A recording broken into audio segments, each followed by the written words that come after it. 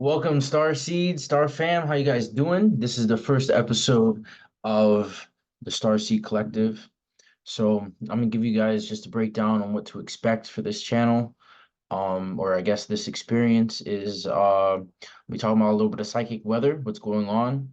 I have a large group called the Star Seed Collective, full of psychics that and we're all paying attention to what's going on in our lives, what's going on in the world, what's going on in the media. We come together, they tell me all the stuff, and I bring it back to you guys as best I can.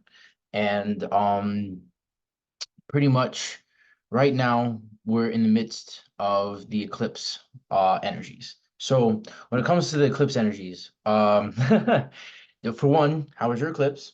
Was it crazy?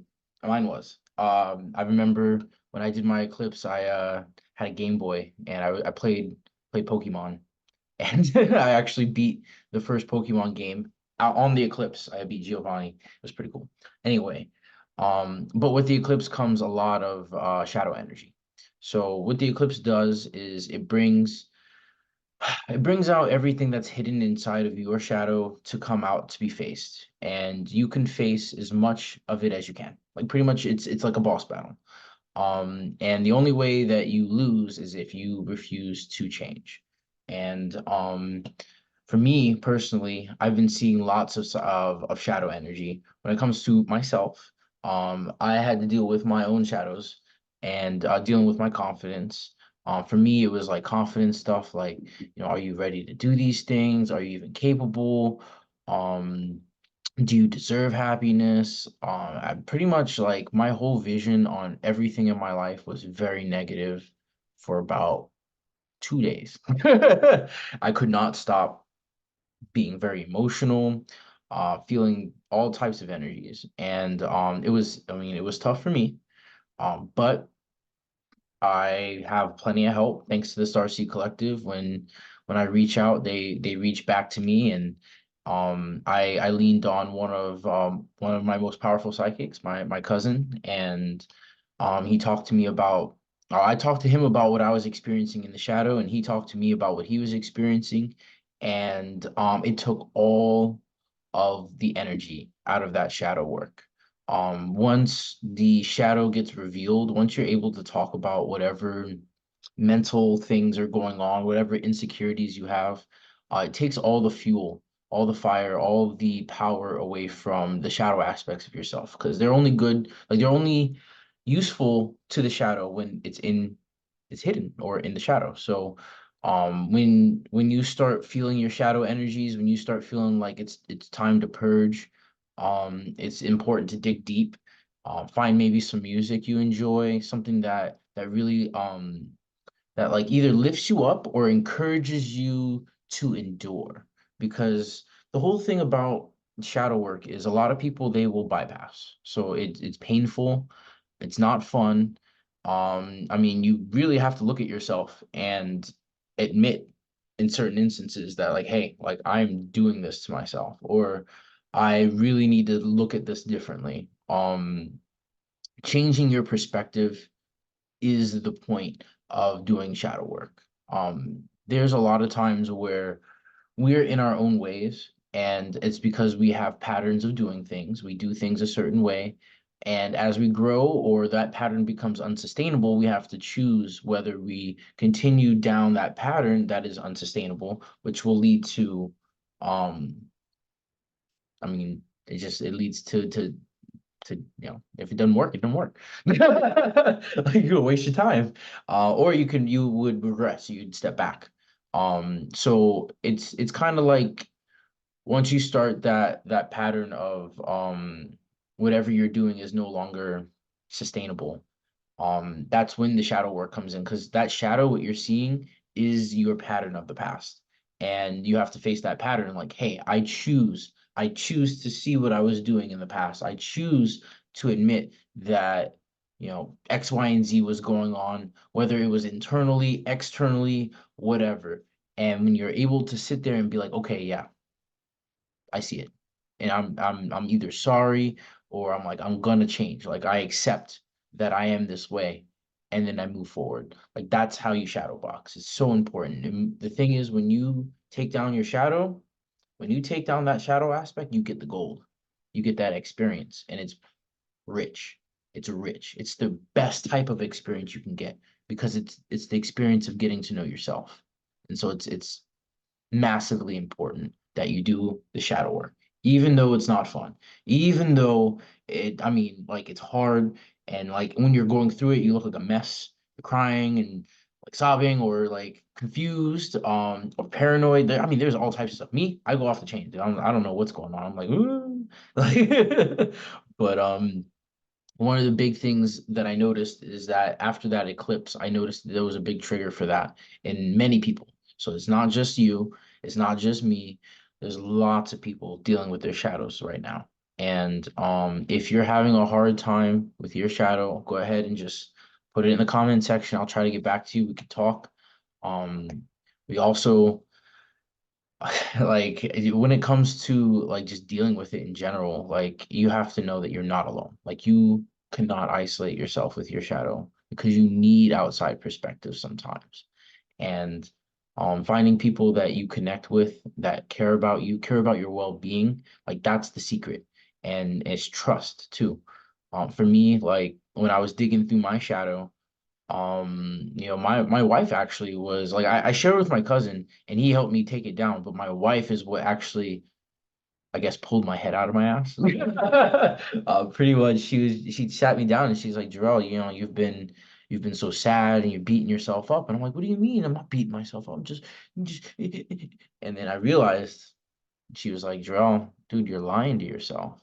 Like you're the one who's lying to yourself. And you keep saying X, Y, and Z, but like that's not the truth. You're not even hearing the things that I'm saying. You're not even receiving right now. You're just so emotional and caught up in whatever it is that you're feeling and you need to share. And by damn, I shared and yeah, I did. It was me. It was me the whole time. So I mean, sometimes honestly, I'd much rather it be me than anyone else personally, because if it was someone else or something else outside of yourself, you have to deal with it by making boundaries and you know I guess yeah, just deciding whether that energy is something you want to entertain or not. But when it comes to the shadow, you're the only thing that you can control, which means when you're dealing with your negative aspects, you are in control. It doesn't feel like it all the time, but you are in control and you gain all the award.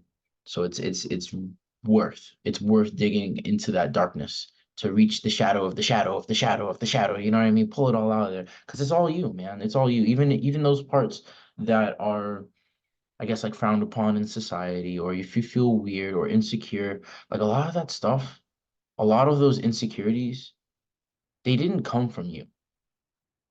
Like you've been lied to. When we come to Earth, there's already a game at play. And we are told by the people that we're supposed to trust the most how this world is. And then you grow up and you realize that's not the truth. But there's still a pattern inside of you, a pattern of belief. And the only way to unhinge yourself from that old pattern of believing in the old way of doing things. For me, I mean, like I was told when I was young, I was told I was a crybaby. I was told that, and this is not to poo-poo any of the people in my past, by the way. Thank you for being there. Thank you for even being rough. Like I needed it, because it turned me into a person that can confront those feelings. But yeah, I was called a crybaby.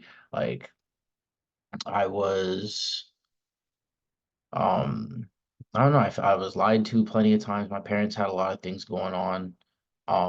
I guess some of the biggest illusions about how the world works is that I thought everybody was playing to get with the rules. Like, like I was told all these rules when I was a kid, and I was raised Christian. I still rock with Jesus, but I don't rock with religion anymore. I'm on that spiritual path, and Jesus walks with me. But when it comes to the rules of that religion and all the stuff, like sometimes like that stuff still holds me down. Like when I don't know what to do, I just hold myself to a really strict set of rules, and I could wind up being really hard on myself. So it's important.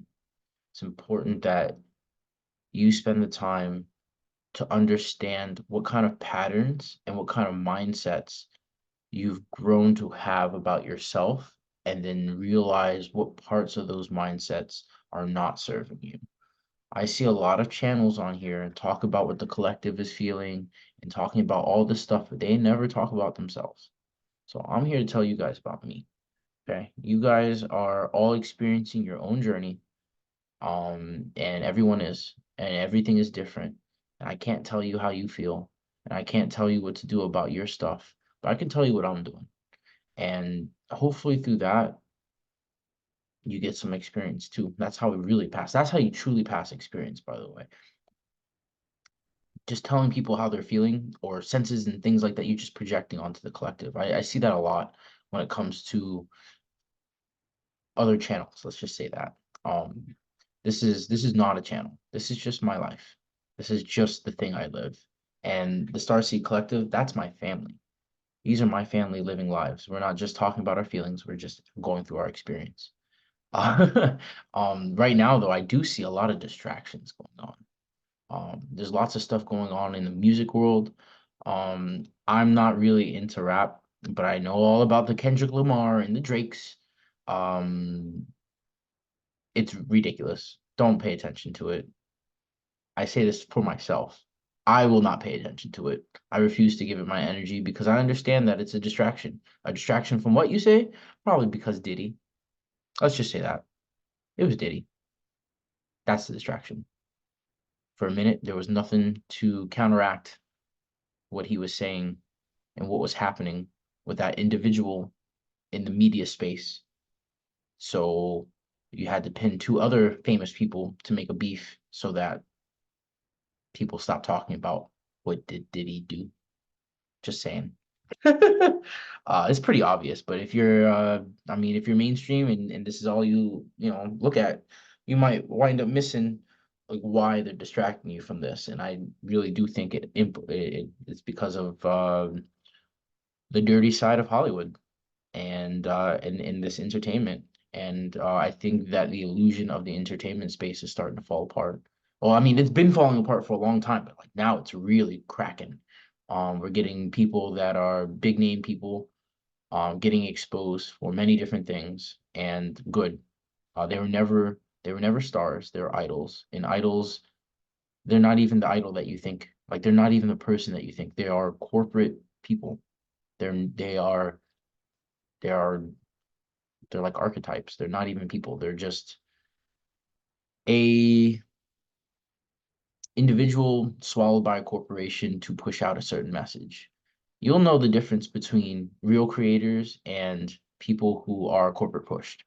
And you'll I mean just listen to the message, look at their fruits, look at their lives. Real creators take real pride in their work. People who are owned and bought by entertainment, big entertainment, they get all the spotlight. You'll never see you'll never see them communicating with people on a real level. And they just are the way they are. I mean, they're just media talk. They're TV people. They're just here to maintain status quo here in the Matrix. That's how I see it. You're free to see it any way you like. But the way I see them is they're distraction from what matters the most, which is your life.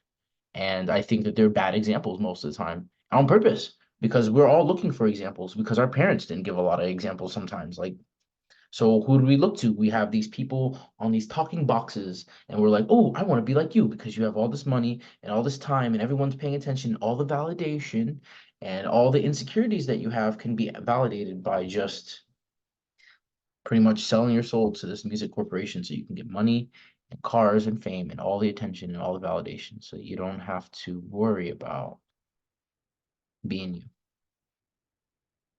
And so yeah, I think that's really the nitty-gritty of the entertainment sector. Um, but we're seeing lots of distractions. So I would recommend, for me, what I'm doing, I'm going into old media. Go back. All the old stuff is the best stuff. And it's free. It's free. You can go on YouTube, you can go on Spotify. I've been listening to Wu-Tang Clan, best hip hop artists pretty much ever.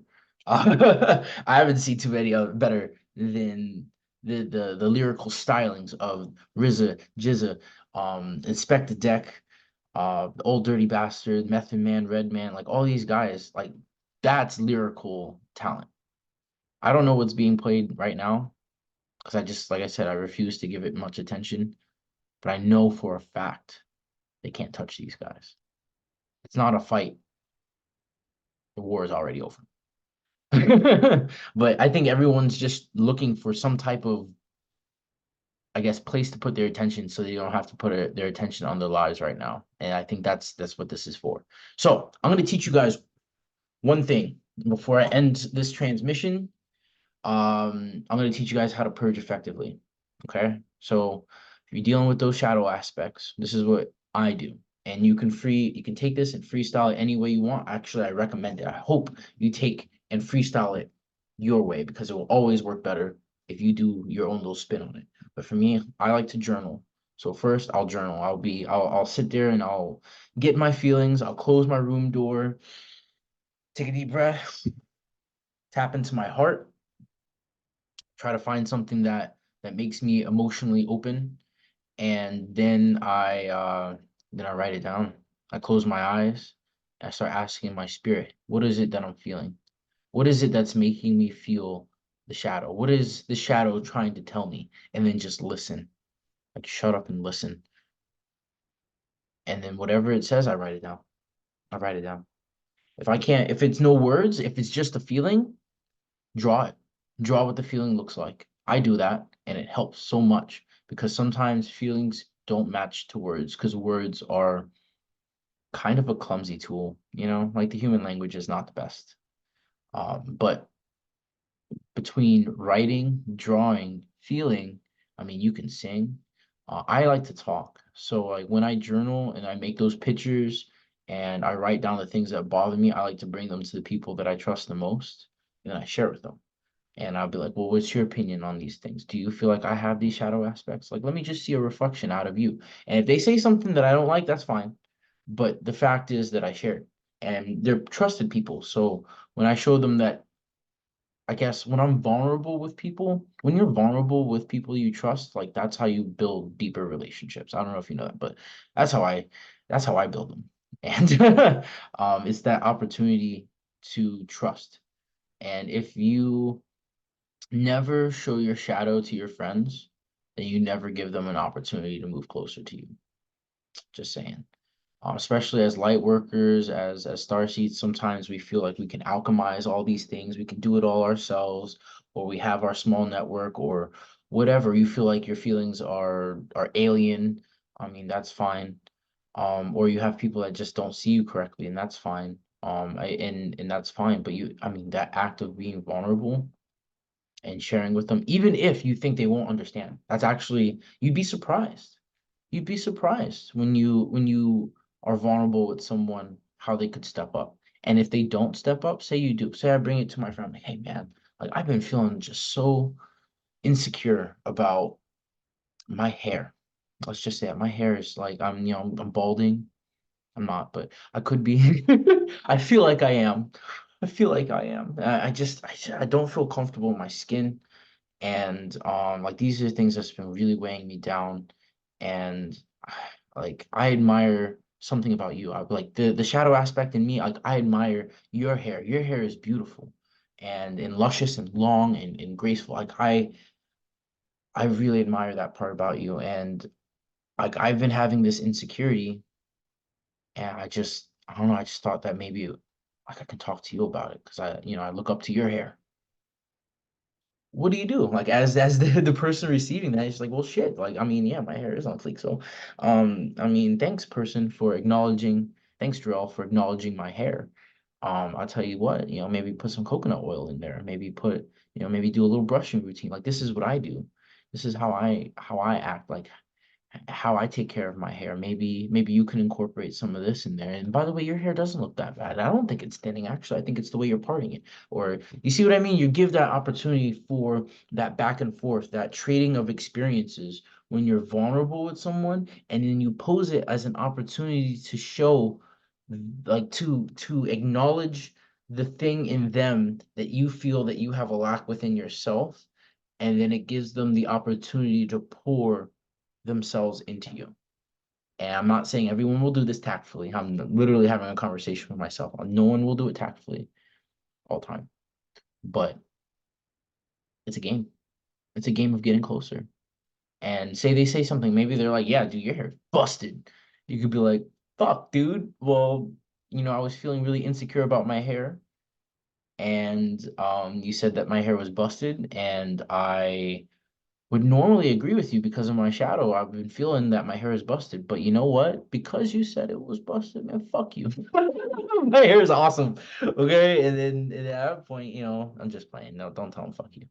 I mean, if someone gives you hurts you when you're being vulnerable, that person is not able to see the shadow in themselves. And honestly, that's how the shadow will jump from you to them, just saying. So that means that they have a lesson to learn. But then still take that. Take it as a mirror. Like even if it's a negative mirror, if they're like, yeah, your hair is busted and all this stuff, like okay, well now at least those voices that you had in your head are outside of you. And you can choose to ignore that person. Like, hey, I don't agree with you. Why? Because I have the ability to change the way I look. I have the ability to accept myself. And if you can't accept me, even when I'm being vulnerable, then that's good. I know how far I can trust you with my heart or with my vulnerability, but I'll still take everything you're saying and use it to help me because you're still a reflection of myself, whether it's a good mirror or a bad mirror. Being vulnerable destroys shadow aspects. So, um, when you talk to yourself in your shadow, I call it shadow boxing. And I talk to my shadow all the time. It's good. It's good to do that. Sometimes you got to spar it out. You know what I mean? If you're sparring it out with yourself, you can do it in journal. You can do automatic writing. That's you write, like I said, pose a question to yourself and write what you think without like really cognating. Just go into that receive mode so that whatever it is that you're addressing on your internal can speak to you through writing pictures and feelings. I like to do if you have someone that you can trust and you're willing to be vulnerable with them, I call that sparring. You know what I mean? You're just like, okay, I'm gonna give you this vulnerable part of me. What are you gonna do? And whatever they do, you have to be in the mindset that yeah, I'm gonna take this and I'm gonna alchemize it. Because it's not about what they do, it's about how you respond. And it's like I don't know, shadow kung fu. You got to do it. Another thing you can do is sometimes energies need to play out. So shadows also are patterns. They're patterns that are unresolved or patterns that will be resolved that are negative. They're regressive patterns. And so the only way to alchemize these sometimes, maybe one of the many ways, let me rephrase that. One of the many ways to alchemize these patterns is by playing them out. But you can play them out better because you're the actor. You're the artist drawing the pattern with your very life. So you can choose to make it dramatic. You can choose to make it mute. You can choose to make it silly. And I encourage you to make whatever your shadow aspects are silly. Make it hilarious. Make yourself look like a fool. Because if you don't take yourself seriously, you can accept your shadow a lot easier. It's only when you're rigid in your own self beliefs does the shadow become rigid and stab you in the heart. So, one of the things I like to do, I like to play it out. So I would write down all my shadow aspects in my journal. I talk to it with someone, and I would be like, okay, hey, like I'm about to be vulnerable, but I really want this to be set up like a play, like it's something silly. And then I will just play out that energy, whatever that is. It's gonna come out naturally because you have it already in you. So just play it out, but be extra. And now the person that you're communicating with knows that you're being extra. So you can just play in that shadow. Like, oh, I am so ugly, or I'm so bald, or maybe I'm so beautiful and nothing can ever happen, and then maybe that person will join in with the play. Hopefully they do. And add either their light or their shadow to it, and then you guys just play. And then realize that like these insecurities are nothing. Because when you're a kid, when you were young and you played, you're perfect. You still are. All that stuff, fake beliefs. Fake beliefs about yourself that we adopt over time because of our environment. So play it out and the energies dissipate.